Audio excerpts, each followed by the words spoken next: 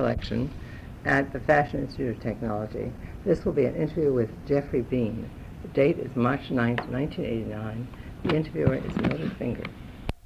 Mr. Beene, let's talk about when you were a child, born in Haynesville, Louisiana, right? Mm-hmm. 1927. Right. Okay, what was your life like as a child? It was quite beautiful and quite lovely because the great part of the time I spent on my grandfather's plantation in the South, and I became so aware of animals, and plants, and vegetables, and flowers, and a lushness that exists in the South. It is my first images of color and textures and beautiful things. You must have been a very good student, because I noticed you were graduated from high school at 16, Right. which was very usual in New York in those days, but not in Louisiana or any place else in the United States that I know They of. were great schools, and I went to Tulane when I was 16. Mm-hmm. I had won a scholarship. I was the first, I had the great first male student, in the class, and I won that scholarship to Tulane. So I was in the university when I was 16, and it was during the war years, and I had to do 4 years work in 3 years. Mm-hmm. So by the time I was 20, I was Out of college. out huh? of college. I didn't mean to cause you to cut your childhood short. I'm sure you had more to talk about than I let you do. You said it Well, sounds it was like a a very lovely small life. town. It was. I have just wonderful images, mostly of just flowers and organic things. Did you have any brothers and sisters? I had 2 sisters that I was very close to, and the 3 of us were just sort of could always have fun into our own. I was never a gregarious person. I was always, if my sisters weren't there, I was always doing something alone. Were they older or younger? Younger. They were both young. One died when she was 30 years old with cancer, and the other is, my sister's married and living in Houston, Texas. I remember loving school. I remember going to school. Everything was a discovery for me.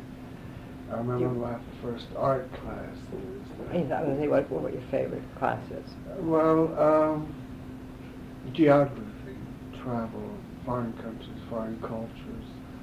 Not so much history in that sense, but the geographical differences in countries and the culture changes, and languages used to fascinate me. Anything foreign, I suppose, because Louisiana was so provincial, and particularly my Yes, I was going to say, hometown. that sounded so sophisticated to have a course that was really wonderful. They had great schools and in fine arts and everything. And they taught foreign languages. The school was known to be one of the best in Louisiana, and very, very high standards. And my first study of Latin was there. I had 4 years of Latin. Mm-hmm. And I had taken some Spanish, which I didn't enjoy, and I switched to German before I went to Tulane, where I took it up seriously. Because a lot of,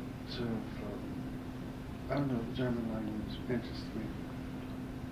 But I remember my mother telling me in my first years of school that I would come home drawing.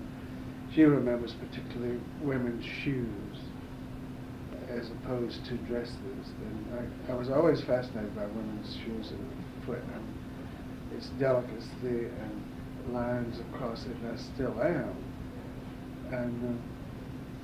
And then I went into fine arts. They had fine arts school where you could recognize, it was to recognize every great painting that existed in the great museums of the world. That was in elementary school. And it became difficult because my mother and father were approaching divorce, and then I changed schools and went to Texas and came back. And there was a sad period for me when I would just be adjusting to one thing and be pulled from another. But I remember so specifically when I was in high school in Texas that I wanted a pair. I had seen some Dutch clogs the true gardening clogs that came from Holland, and I asked my mother, could I have a pair? She was perfectly right and said, of course not. I mean, she had financial difficulties then. And how dare I ask for such things, and what on earth would I do with them in Texas? I remember the story because it's amusing to her. She reminded me of it, is that I was determined to get those shoes. And I think because I liked shoes and because it would have been the first I've had of a foreign culture. Strangely bizarre to me and became a fascination. So I gave up my lunch money and my lunch for about 2 months or so. And I would just walk during lunch hour and save that money. And I saved it until I finally acquired the shoes. But before I got the shoes, my mother called me in and that I was losing so much weight, and what on earth was the matter? Did I not feel good or something like that? And I told her I felt wonderful. Anyway, she got the truth out that I had given up my lunch for these shoes, and I was chastised and told her never ever to do it again. But I recall doing it many times since, and I probably still am doing that sort of thing. I will sacrifice one thing that I think is really good, or that not to possess, but is something so beautiful that it becomes an obsession. Mm-hmm. Getting on to college. And yet I realized at this point in my life that it's foolish to believe that beauty can ever be possessed. I have learned this stage. You think that the perception of beauty is your very own? Is that what you mean? I don't know if it's my own, it's just I suppose to having choice. the object, the perception of the object, for example. Yeah, I don't have to possess today. It's just to see it and to... I have learned, too, that just because the wild orchid is found in the forest does not mean that it has to be consumed or picked. And that you must leave things of beauty alone, or else you must absorb it and turn it into another form of beauty yourself. That the possession of beauty, as they be for many years of my life. When you went on to college, what did you specialize in? At school, I love languages. I took German. I can't speak a word today. But I was very good at languages. Can you still read it? Some. And if forced to, I guess I could manage. I love German. I love history. I was fascinated with anatomy, biology, again, plants and flowers. Uh-huh. And then when it got into gross anatomy in medical school, human cadavers, it just became repulsive to me. And I had gone to the university in the first place because my grandfather and two members of my mother's family, uncles, were doctors, and in the South it was quite logical that you do what has been done before. But I was just, even studying my first year of medical school, every disease I would study, I would begin to have the symptoms of them, and I'd go home feeling quite bad in the end of the day, and then we would have to take the human head home and dissect that, and then that would be in the room. And I got where I was absolutely having nightmares, and then dissecting the human body and the cadavers was getting to me. And I got very ill from it, and had to go to the hospital. This is out in California? Pneumonia. No, this was in Tulane. Oh, it's at Tulane, yeah. And then at that time I was being enlisted in the Army. My parents were divorced, and I was literally falling apart and being apologetic for having changed my career and hurting my family. It was a tough moment for me, but I knew I had to withdraw from all of it. And I did, and I left medicine behind me, and I went to California, supposedly to finish at USC, but that's when I began to see fine clothes for the first time in the windows at our Magnum. That was Carnegie Rosenstein, and all the wonderful Americans, Adrian particularly, whom I became.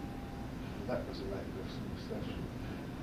And he had his own salon in Beverly Hills, and his imagination was just something awesome to me. And So I did not go to USC. Excuse me, did you ever meet Russell Carpenter? Is he somebody that you? Yeah, but I didn't know him. Uh-huh. I didn't know him when I was working at Magnum, because when I went to work at Magnum, of course, I had no experience in fashion or I anything see. whatsoever. Had you thought about fashion by then as a career? I have always thought of it all my life. I've driven Okay. fashion, but as it goes in the South, and I've said this before, if you're a Dr. Law, you're virtually a thief. Everything else is the hobby. So it has only been up to a few years ago that my family looked upon my career as a hobby. And having had a retrospective in my hometown in January, certain people still look upon it as a hobby. Well, what relatives have you still got back home? I've got aunts and uncles. Do you? And Of a certain age, as we say? yeah, but I mean, my mother is in her 80s, but she's a young woman. Wait, I'm sorry. I thought you said earlier that your mother and your father had died. Was it only? No. No, divorce. Divorce. I'm sorry. Okay. Which is death of sorts, I Uh-huh. guess. But no, my father is dead, but my mother's alive and well and looking good and feeling good. Good. But they still look upon it as a frivolous thing, as do many Americans. But you still have aunts there, cousins. Yeah, a lot of family. Don't they take great pride in what you've done? I don't know, because members of the family did not come to the retrospective. None of the men came. Really? So it meant to me that they simply do not respect the... That was the most extraordinary thing I have ever seen anywhere. Well, if it had been a golf tournament, they'd have all been there. Really? Oh dear, that was so fantastic. I remembered so many of the bodies that I had seen over the years. Oh yes, it was just a glorious experience. It really was wonderful. So I'm sorry that they missed it, but if they are not interested in fashion, I guess, or in design, they would not have had anything important to think about that. Anyway, I'm sorry. Then the next step, you were at Magnum's working in where, the display department? In the display department, because Yeah. when I went in, they asked me, did I have any experience? And I said, no. And they said, great, we love to train people. Well, what about the display department? I said, wonderful. And that was when I began to really touch fine clothing and know the quality of them and how they were made. Mm-hmm. It was a thrill for me. I think that was the trigger of everything that started with that. And I began to sketch a lot. I've always been able to draw, because even in summers in the South, I used to go to art schools in the summer, in fine arts, and oils and pastel painting, oils and pastels and watercolors. I mean, I cannot remember a summer being free that I was not doing some sort of schooling one way or the other. And then when I began to be close to the clothes and sketching a lot, a lot of people began to notice my sketches, and I was called upstairs, and the president of the store, I've even forgotten, then said, may I see the sketches you were making? It was after that. After Escalation. Oh, no, it was Escalation. Yeah, Right. okay, because he was president for a long time. And he looked at it and he said, I'm hearing great things about them. Why don't you go into fashion? And I was just overwhelmed. I said, but what would I do? And he said, well, go to school. And I said, what would be the best school? And he said, in France, in Paris, if you can do it. And of course I told my family that, and they were berserk. And the melodrama started, and to leave them and leave this country and all that, but I knew I had to do it, so I left. I had worked a year to earn my money to go to steerage class of Queen Elizabeth, and I set sail with, I think, about $100 in my pocket as I hit France. And I had a GI loan, so... Oh, you had been in the Army? Or no? It was like 2 months when I had pneumonia. Uh-huh. I think getting in the Army and the divorce, and all suddenly my body gave way, and I acquired such a horrible disease, I mean, horrible case of pneumonia that the Army said they simply could not afford me, because they had to put me in, I don't know, rooms that had no desk. I had asthma. It was horrible. Anyway, they said they couldn't afford me, so that's when I got my discharge. But I still What had year a was right that? 44? What? 44, 45. 45. And then I had the rights, GI rights, and I had a loan to be schooled to a certain extent there. And then once I was about, my family forgave me. And I'm sorry, but when you were, let's not skip over France so fast, okay? When you were in France, did you learn to speak French? I had studied again when I was working that year for the money. I was studying French from a Frenchman near my hometown. And I would drive every day. You speak French with a southern accent. I'm sure, but as the French told me then, it makes an American more easily understood. They're just simply speaking it slowly, more slowly, but they used to laugh, and they still do. But I speak quite good French, slowly. I landed in Cherbourg. I'd taken the Queen Elizabeth to Southampton, and then the ferry from Dover, no, from Calais to Cherbourg. And when I landed in Cherbourg, and came on the train, it was one of the most memorable experiences of my whole life. And I really knew that I felt at home, and it's the same thing, that there was nothing strange about France to me. It was an immediate love affair. It was, I was at home, and I had no reason to feel that way. It just happened that way. And it's been a love affair ever since. In my 2 years in Paris, I wouldn't have exchanged for I'm sorry, 4 years. where did you live during those 2 years? With family or pension? Or? Well, we lived sort of grandly, and I had met other stewards on the Queen Elizabeth who were in steerage class, and none of us had really much money. And we went to, first stayed at the Cité Universitaire in a dormitory, very cold.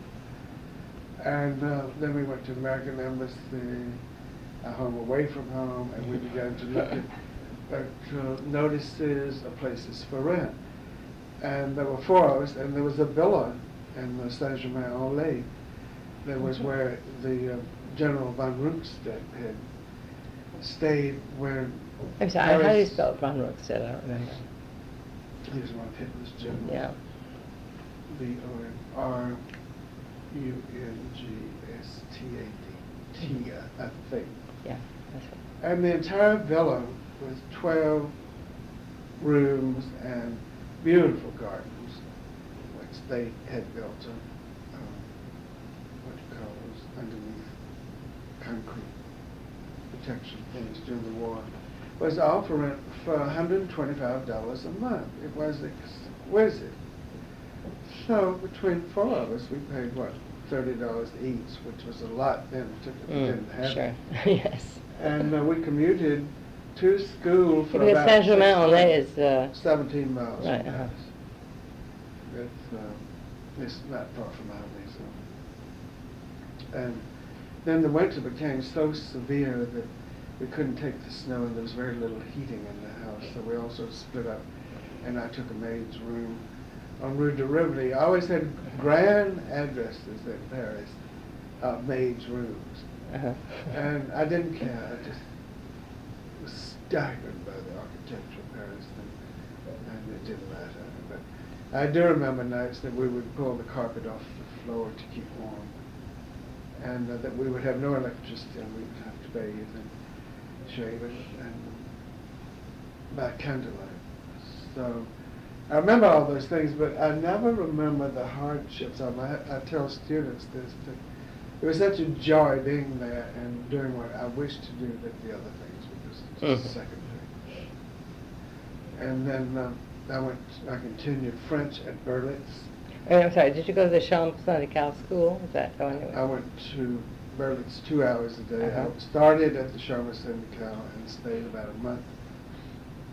And I couldn't stand it because Really? I have always been awkward with my hands as far as drawing grain and fabric or other precision that is needed of the hands of fine workers. I'm much more mental about my approach, I think, to design than I am physically adept. And I couldn't stand it. It was so tiresome, pressing, ironing. Were all these people French for the most part? Well, but it was then the GI Bill. I A see. lot of They were Americans. Americans, yeah. Most of them from California, strangely. And it's a big bore, and I kept thinking, this is a bore. So I thought, well, I'm let's disenchanting. get back to my drawing and improve that.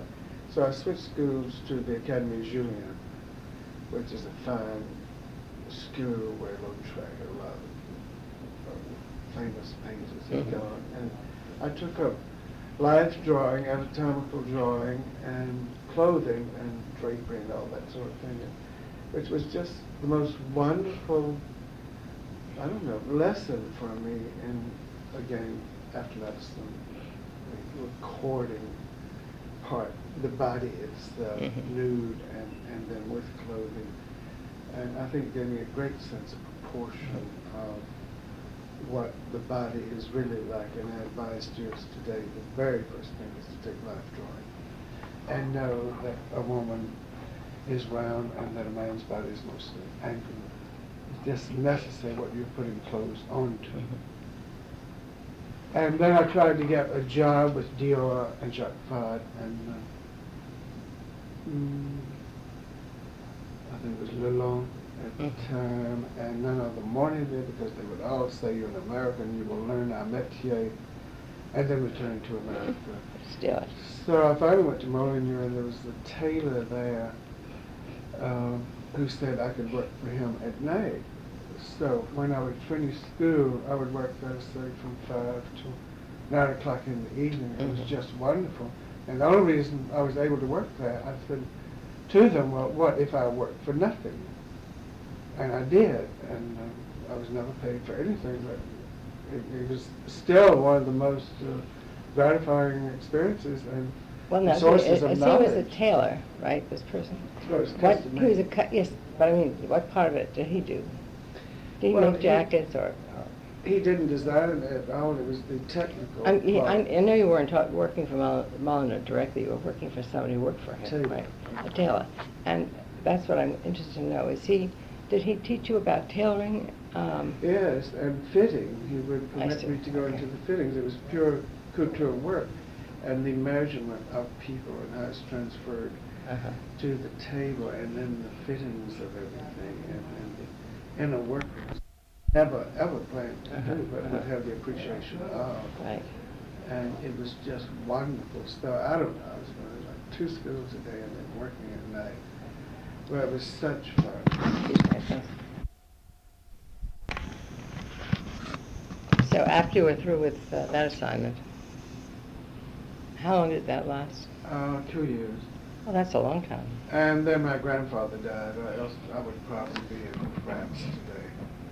But I loved him so, and he's sort of been the mentor of my life. And I had to come home, and once I got home, my family moved and grabbed me and said, you must stay in America. And then I came to New York, and I entered Trouthagen one summer. And from there, I got a job uptown at Mildred. She had very fine fabrics and a very small business, but I had not even known so much of 7th Avenue or heard much about it. And I remember Miss Trigger was uptown, and the many, many fine designs. Charles James was on Madison Avenue.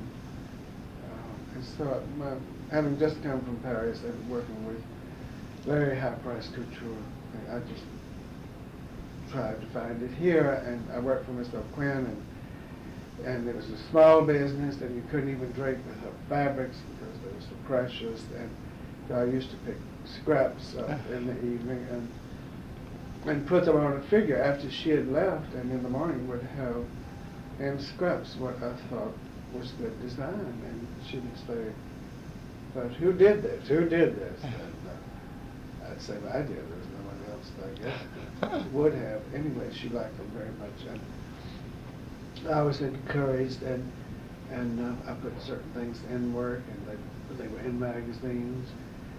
But she didn't have much money, so I But was she did running not and- mind your designing things. Well, I mean, she And didn't want it getting known. into, I see, so you didn't have your name with him in the magazine? No. That it was Mildred. That was no. Yeah, okay. Went on for years and years. And also, she had very little money, so I had to run the showroom, I had to be secretary and all. A million things to her, but again, it was an apprenticeship, so those things do not become tiresome Right. if you're learning something. And it's I tell the funny story that I was in the showroom when she was out to lunch, and she had beautiful furniture, and there was a Louis XVI desk and Louis XVI chair covered in most beautiful satin. I remember the color, something between olive and ochre. And anyway, I ordered a sandwich from the outside, and I do like mayonnaise, and some of the mayonnaise spilled on the Louis XVI chair onto the satin. And when Miss O'Quinn came back, she saw it, and she fired me instantly and pushed me literally to the elevator. And hysterically, and that was the end of that. So I said I came to 7th Avenue where there were fewer Louis XVI chairs. And here I am on an aluminum one. Yeah, But, right. should I drop mayonnaise on it? It's all right. It's all right. No doubt. Yeah. And then, oh God. But what point did you work for Harmé? That was later. I'm just trying to see how it got done. It was after that I went to Harmé in 7th Avenue, and I worked for a few years under Arnaud Bouchard, who was from Berlin, and a wonderful man. He wasn't a very good designer, and I realized that right away. But I was always in the second designing room, but I realized it would be a good chance for me to exercise. This was at Harmé? Yes, my own ideas with him. Never ever to take his place, which I didn't. But at least he was open-minded enough, and I knew not intense enough that he would accept ideas, and he did. And then the owners began to see what I was doing, and they finally gave me my room, and I made lots of money for those people. Yeah, I remember the collection very well. I did a lot of business with them. Yeah, and They were the kind of clothes that were not, they were certainly not exciting, they were certainly not avant-garde in any sense, but they fit very well, and they were in nice fabrics, and they were clearly, a pleasant product, not a great product, but pleasant. well, I think those dresses started at $28. Oh, yeah. $35. Yeah. But I was mixing like velvet with linen, and I remember a coat, a camel coat that made the breastboard with white satin on the other side, so it would be day and night. Mm-hmm. So I was doing what I liked in very small doses, but again learning at the same time. And then I forgot what happened. I took an apartment in Rome one summer, and they sent me a cable that I was fired. Oh, I remember exactly. I was beginning to loosen up on clothes. Uh-huh. Because my clothes had sold so, I thought I had earned the right to begin to express myself, and I began to make chemises Uh-huh. and loosen So this clothes. this was in the mid-50s, Yeah. when Balenciaga started. And they didn't like it at all. They wanted me to stick to their rigid, little tight, decorative clothes, and I didn't like it anymore. And I kept pushing loose the clothes and chemises and short skirts, things which I've always liked, still do. And so I had just acquired this apartment in Rome, and I spent all my money. And I received a cable that I was dismissed. So I thought, oh God, am I going to stay, just live in Rome, or shall I go back or what? Anyway, I was obliged to come back, and I had a difficult time getting them.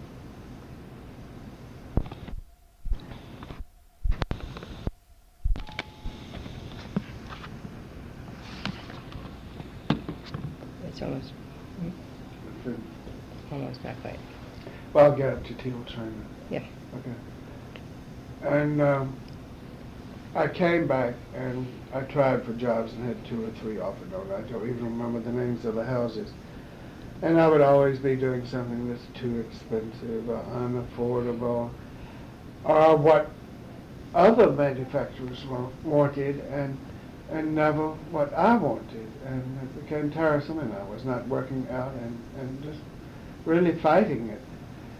And then I was without work almost a year, and a buyer from Texas that I had known, I met one night and he said, there's a new house called Teal Traina that's looking for a designer. Would you like an interview? And I did with Traina, and he was a young man, and it was a new house, and I thought, oh God, maybe this is it, because there's nothing I have to design like, that I can do my own thing. And I did, and it worked out, and I stayed with Traina 4 years. And his production man wanted to leave him, and he asked if he found a partner, would I like my own business? I do like my own business. Tell me, at that point, what did you think constituted the top management of a ready-to-wear firm? Obviously, the production man. I guess that was Leo. Well, the most. Yeah. Good fabrics, always. Which would mean, but as far as the personnel is concerned, you would need a top piece goods person and a production man. Most. And who ran the business? I mean, who administered the business? Traina ran the business. No, but after he you left, didn't went know into it much about yourself. Oh, you mean here? Well, yes, here, sure. Oh, I thought you meant. Oh, no. Well, I didn't make those decisions. I mean, though it was my own business, it was 2 businessmen that invested in me. So they found the production. May I know who they were? Leo Orlandi. Oh, yes. Who became the production man?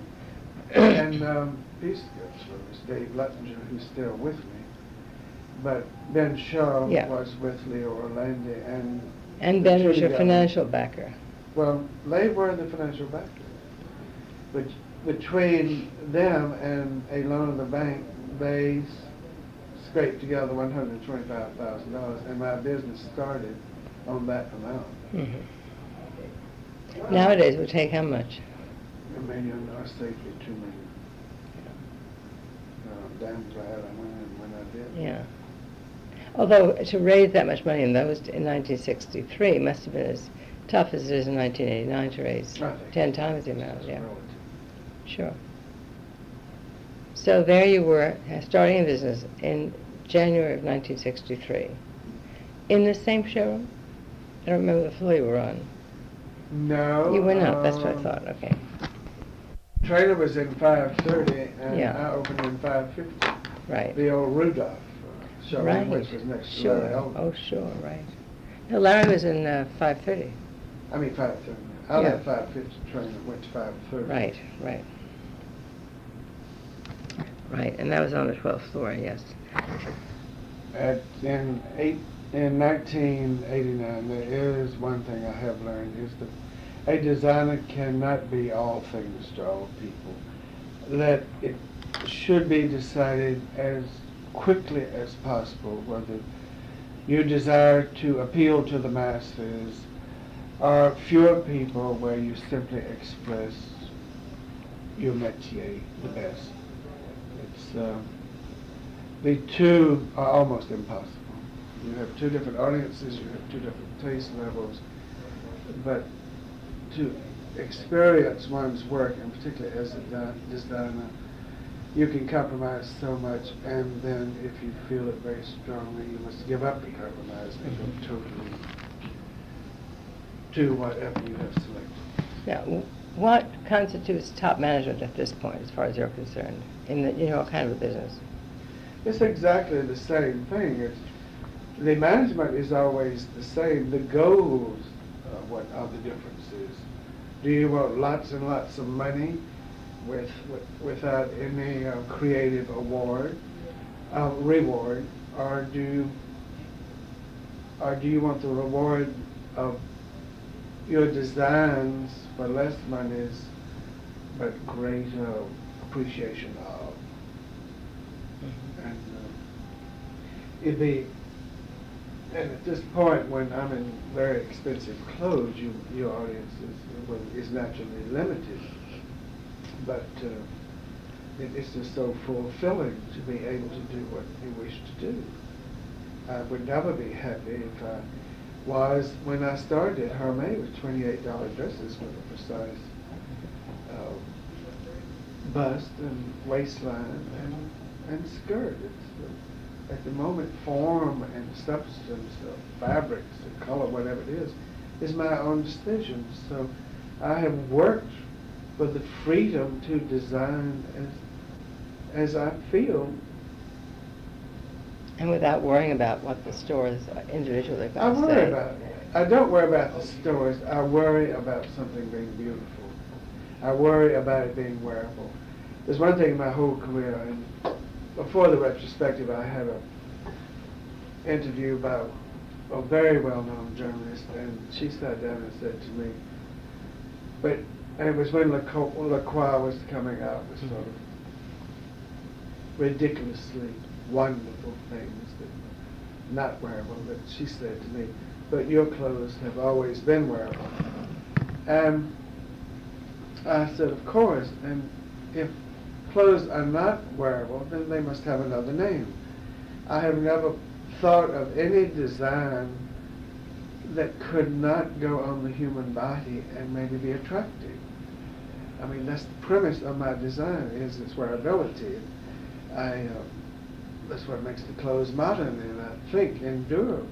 Because I make the models all but do handsprings in clothes to show that they're modern clothes, that they move, and they're not clothes that stand in a corner. I remember when I worked for other people, clothes could stand in a corner. Now they move out of the corner. And they're moving on with their time. But one must work for that freedom. It is not given to you. You have to earn it. Sometimes I hear the word couture used by lesser designers with more money.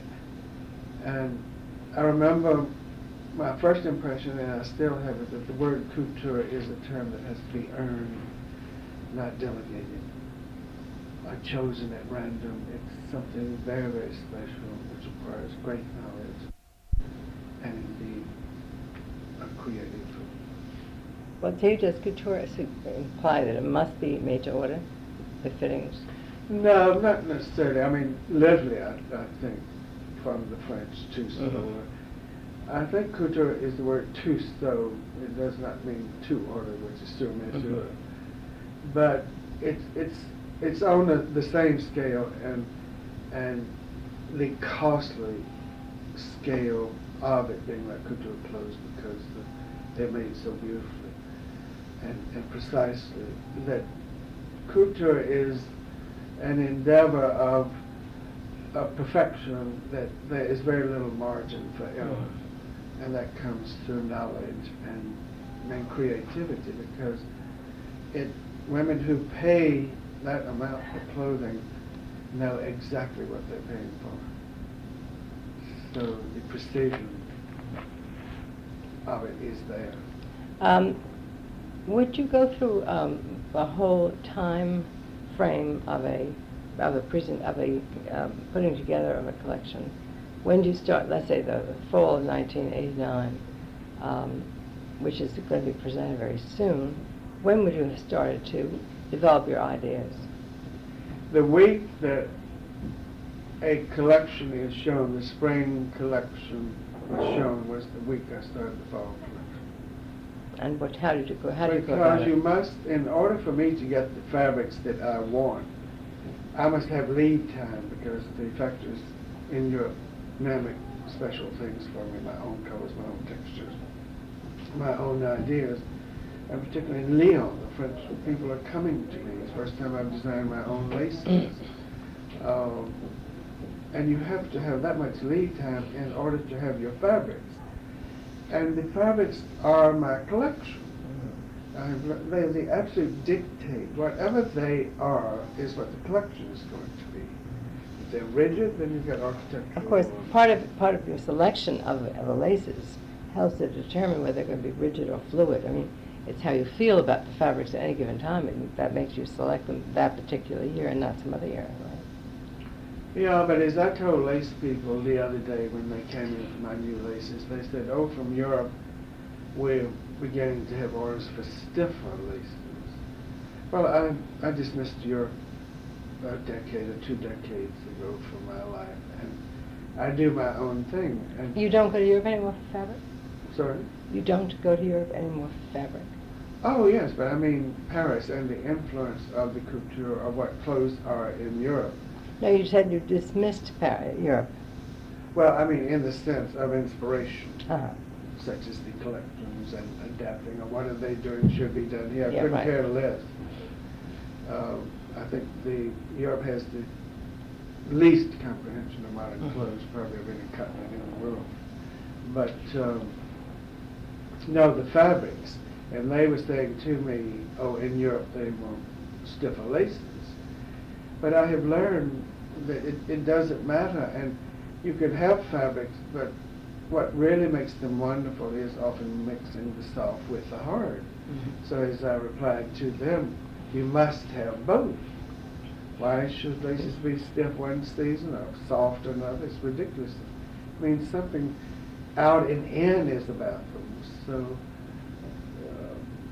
I don't like fashion in that manner. The stiff laces are in, but they're always in if they're beautiful. Soft laces are in if they're beautiful.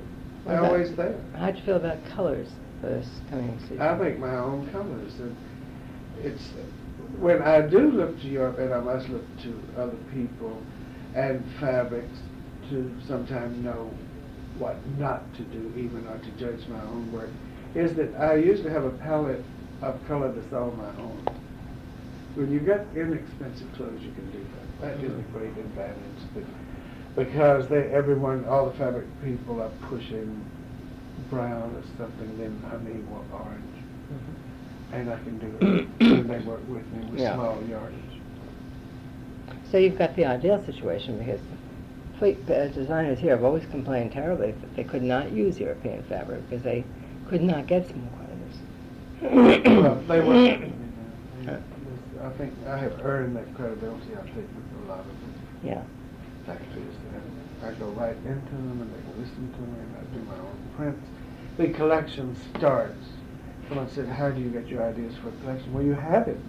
You've got the very thing that makes the collection before I even start it. Before I start a sketch, I know what I will be working with. I noticed in one of the articles that you are very friendly with and close to Susie Gandini. Mm-hmm. And years ago, when I used to go to Italy all the time, she and I were very good friends. No? We survived a period in her life when she was divorcing, and she was really very upset. I remember her so well. She was really a bright lady. And still, Yeah. I'm working a lot in Lyon, maybe more in France now than I am in Italy. More in Italy with Taroni, they make anything I want. They just want. And in Lyon, do they still work in silks or mélange of silk? No, Silk. the great companies are still there. They may have new management and new owners, but they're Sure. doing exquisite things. But the exciting thing for me is doing laces, which I consider actually one of the most modern fabrics there is. And they always ask me, why do you think lace is modern? Because it's one of the oldest.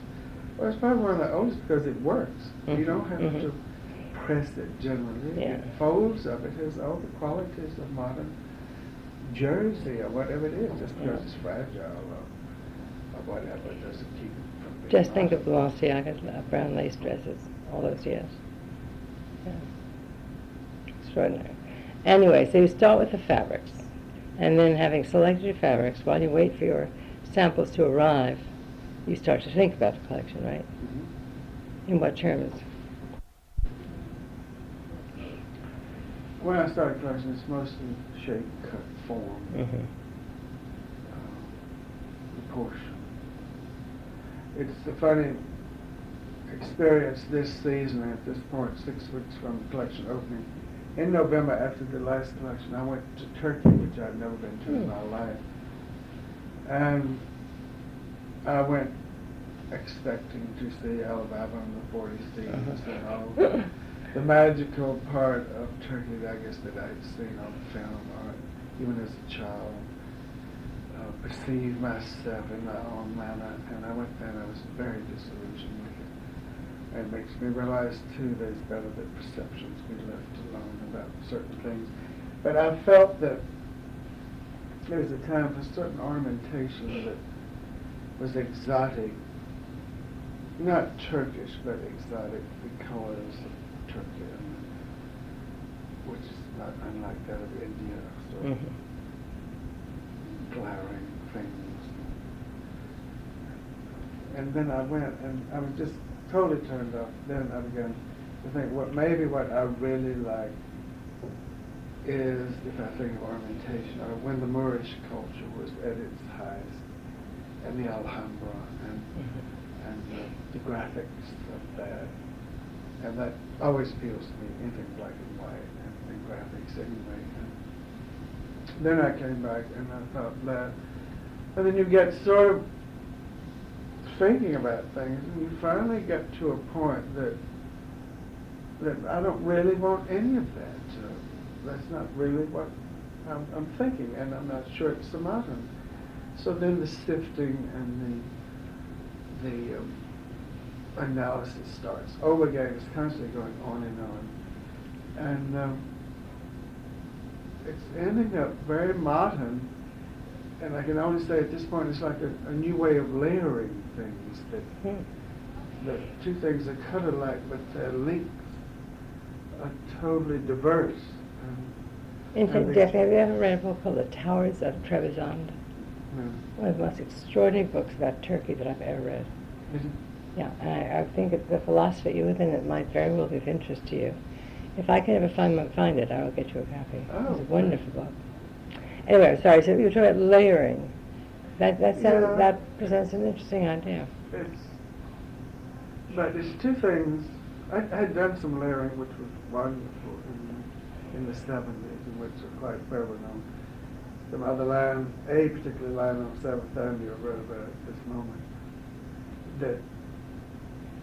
that was just wonderful, but because I always have geometry in mind when I design, or even if I don't, something comes out about it. And it's beginning to get very angular and very sort of strict. And 2 years ago I did a collection that I was so inspired from The Name of the Rose by Charles Connery, the austerity of the Jesuit monks, blacks, yes, mystical part of it. And it was a wonderful collection. I was very, in the sense that I was very pleased with it, and the press was as well. And then it's still mystical, but it's much more modern than that collection was. It's clean and neat, but shrouded in something that is sort of the unknown, or what you see is not necessarily what it is. There's still tricks of geometry to the eye, and that you cannot pinpoint exactly what's going on, or what piece of clothing, or where it comes from. Maybe the petticoat of what is under something becomes the most ornate part of it. And it's just seen at a glance. I have one suit which is, I had taken roses, I had worn like a bouquet of roses around the midriff on a very naked suit that just ties with a bow. And then I thought, roses. And then I had gone to Honolulu for Christmas, and I saw wreaths of proteo. Do you know what that is? No. I don't know how to spell it either, but just spell it. Protea. Thank you. They're the conical, exotic, stalk-like things that come from Africa. Oh. And How did they get to Honolulu? Huh? How did they get to Honolulu? But air, anyway, on the cover of Honolulu magazine was a wreath and these protea, and I had never seen such exotic colors in my life, but subtle. So anyway, I colored the Victorian roses in African colors, and it's working, and on black, and it's that strange. When people look at it, it's going to be familiar, because the form of the rose is familiar, but then the color of the roses are from Africa. And it sort of represents my whole way of thinking and what's going on in the world today, that is the cross-fertilization, hopefully, of cultures in one world and one world of commerce. And it worked. I was just amazed. So I remember someone told me once that I told them that a uniform would arrive for men and women. And they said to me, and what will the designer do when the uniform arrives? And I did say, you simply recolor it. The designer can recolor it and make it different. And I believe that there's this shift in color of the rose to totally cover inside of the culture is sort of meaningful. Okay, so now you've gotten your fabric and you've gotten your concepts. Then what happens? Then the long process of executing Yeah. and perfecting it. Do you start with sketches? Hieroglyphics. Hieroglyphics, My sketches, I don't have patience for that either. Do you have assistants who understand your hieroglyphics? Very good, yes. My draper understands them in a second, and I have very talented students who were students who sketch. Students from Parsons or from All of them. All over. Europe, Parsons, FIT. Because I have 28 licensees now. Oh, really? And Well, the students must be thrilled. Yeah. Where can you accommodate 28 people? No, 28 licensees, which doesn't Oh, mean licensees, there's I'm one sorry. each Yeah, right, one. okay, right. No, there are only about 6 I see, okay. in the whole group. So you supervise your licensees' designs directly? Well, you try. I mean, I have Madeline Fleischman, who's head of my firm, the business, and who polices that. It's very important because when that first started, my business manager was signing me up with people just for money is a gain without quality control, and so I had to go through the process of getting rid of those and trying to get into new ones where you could control it. It's a tough job. I'll bet. It's like policing. Right. But anyway, there you are doing your collection. And you have assistants who execute your hieroglyphics.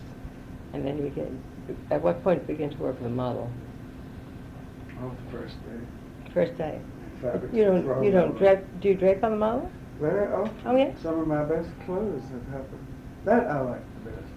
I don't. Because Pauline Trogère does most of her Well, designing now. I don't have the patience for Pauline. Uh-huh. I just see the way the fabric falls and what it's telling me to do, and then I take a dummy, which sticking a pin into is less painful, than my house model, and start that way. And I've learned to work with tape a lot now. Is that particularly in architectural things of taping on the body, or certain parts of the body that I don't, on this collection, are being exposed that I've never exposed before. And that's this area, which is very sensual. Upper hip. Yeah. And down on the thigh, and I've never worked in that area. And it's interesting. But I do it with tape and outlining. That's, we even use for Polaroids now. And then that is Polaroid, and then given to my draper system. So that Who cuts and it's drapes? there. Yeah. It's So recorded yeah. and documented. Great. So if any moment you go to lose it, you have a point of reference.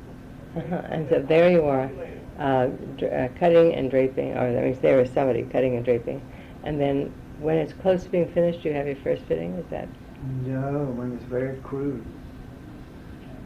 Fittings go on like 3 and 4 sometimes, then they're pulled out. They get too tedious. I'm not working, you know. It's, I like to see crude. No, not one stitch is made until I fit it. Because how do I know it's going to work, you know, on the body of it? The fabric, that's the big test. And then to perfect an idea and then detail it. Do you do all this with one model only? Yeah, one model. That must take a long time. It's, it's tedious. You aim for how big a collection? How many It's usually pieces? 125. Oh my. I usually make 125 and we show about 95. I edit my own collection. And you save one of everything? Because it seems to me that for that show you had at the National Academy, you must have had a tremendous number of samples that were saved. I didn't. I did not have any of my clothes hardly, because when Leo Orlando was my partner, everything was sold for $50. Oh, He would not have any samples in the house. Get rid of it. And, so you did not have your own museum, so to speak? no. Oh, not at all. I only began to save clothes when I bought him out. Because again, to use Pauline as an example, she saves one of everything. That's wonderful. Son Ron does that. Yes, right. But he didn't want it. Maybe, Oh, my maybe God. he was right. But So you had to start redoing everything? I Did you have your had to- sketches? no, I didn't really do any of it. I had my sketches, but we began to call women all over America. And I had given something. The Met had 35, and a lot of people I knew had clothes. So whatever the clothes I were, apart from the 80s, when I was in business, came from customers I see, yeah. who want them all back. It's just, there's one dress too I love that was in black piqué. It's one of my favorite dresses of all time. A woman in Cincinnati had. And it was in the show, and it was done from the awnings in Venice that I loved. So the hemline, Mm-hmm. which was so The pretty. scallops? Yeah, like the Doja Yeah, Cat, right. And the neckline was made by one of those scallops upside down with the hemline. Anyway, I just adored the dress. And that woman said I could buy it, she had to have it back. I have offered her any amount of money. I will make her anything. She will not part with that dress. So I have said, was anything ever happened, would you give it to the bed or someone? Because it was just perfect. It was exactly what I think I meant to do all my life in clothing. And I found women, I mean, like the football jerseys. Then Yeah, the, I remember those so well. When Bill Shedleski at Lord & Taylor did those windows, remember? Yeah. And that was, and I knew it then, and I was saying that casual clothes would end up in the ballroom. It was going to happen. That's when I did the great finals with the Right. Diamante. Yeah, right. It's menswear going into the ballroom. It's all happening. And this time I'll probably have more of it. I did the checks outside, steps by Joe Hewlett with lace, menswear checks that went into the ballroom. It was meant as a social commentary. Yeah, right, almost for yeah, numbers. right. The football thing was simply clothes would get more sporty and more casual. And It like- certainly made a sensational impression, really. Great. Yeah, I, for one, have never forgotten it. It was a long time ago, Geoffrey. 68. That's a long time. So I had, it's so funny, that story, there was a woman in Jersey we found out through someone else that had one of those football jerseys. So we got her name and we called her and we asked could we borrow the retrospect, and then she said, yes, I've got to have it back because I adore that dress, but most of all my husband adores it. Every Rose Bowl game, he makes me wear that. Oh, my heavens. Funny, isn't it? Isn't that funny? Yes, indeed. I Like love it. Beatrix Mills did in London, you know, who's ex-editor of Vogue magazine. She said it sounded kinky. Maybe it is. Anyway, so there you are now. We're getting there. You are approaching showing time, and you have your clothes all finished, right? So, And then you begin. 35 pieces. You have. Which was started in December. Well, do you have? When do you start to price them? Oh, they've already started now. Oh, they have. As I finish, they go to production. I see. They were immediately. Immediately. Right. We uh-huh. don't wait. Yeah, Everything right. is priced. Yes. Wait to see what sells. We have confidence in what we do, and so the patterns start right away. When does your production person order the fabrics for stock? They have already started on the first 35 pieces of ordering fabric. Some For of the stores showing came is showing is ordered going to be when in April. in April. Oh. But before the buyers went to Europe, they came in and wrote. Well, they had previews because obviously Yeah. they're not all ready. I mean, No, the it's collections. 35 pieces. Yeah, we right. previewed my first 35, see what they like, and just big accounts.